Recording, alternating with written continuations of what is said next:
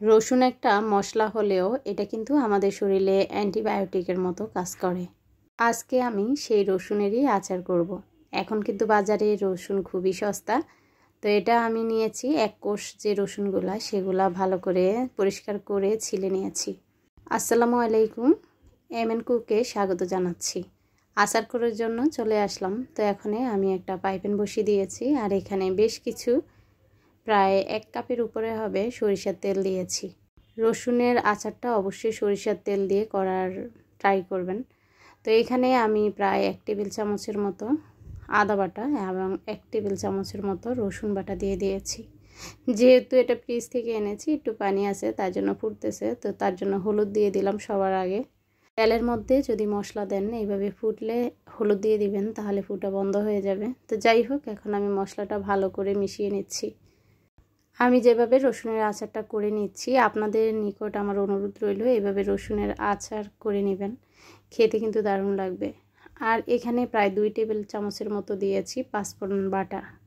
আমি এখানে পাঁচফোড়ন যে গুঁড়াটা সেটা ইউজ করব না, তার জন্য পাঁচফোড়ন বাটা ইউজ করেছি 2 টেবিল চামচের মতো। সেটাও ভালো করে আমি মিশিয়ে নিয়েছি। তারপর এখানে অ্যাড করেছি 1 টেবিল চামচের মতো গুঁড়ামরিচ।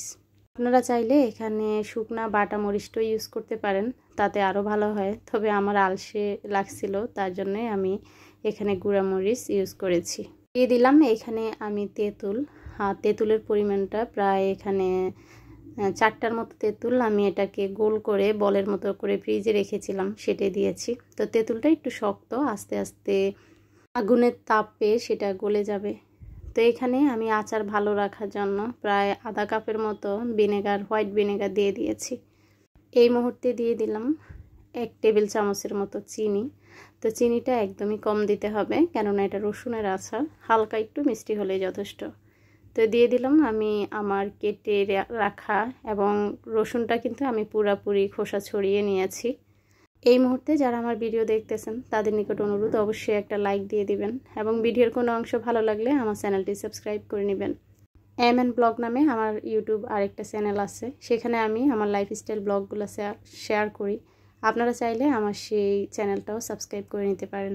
তো আমার আচারটা যখন হয়ে এসেছে, আমি কিন্তু আগেই প্রায় 3 কাপের মতো সরিষার তেল গরম করে ঠান্ডা করে নিয়েছি, সেটা আবার মিশিয়ে দিলাম। তো আপনারা কিন্তু সরিষার তেলটা কাঁচাও এখানে অ্যাড করতে পারেন, কোনো সমস্যা নেই।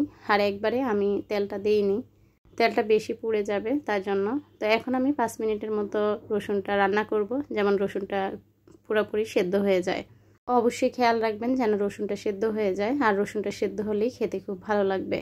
এই তো আমি এখানে প্রায় 7-8টা শুকনো মরিচ নিয়েছি, যেটা মাঝখান দিয়ে এভাবে কেটে কেটে পুরো আচারে দিয়ে দিয়েছি। তাতে হবে কি, আচারের ঝাল একটু বাড়বে। রসুনের সাথে একদম নরম একটা শুকনো মরিচ খেতেও ভালো লাগবে, যেহেতু এটা তেলের মধ্যে ডুবে একদমই নরম হয়ে যাবে মরিচটা।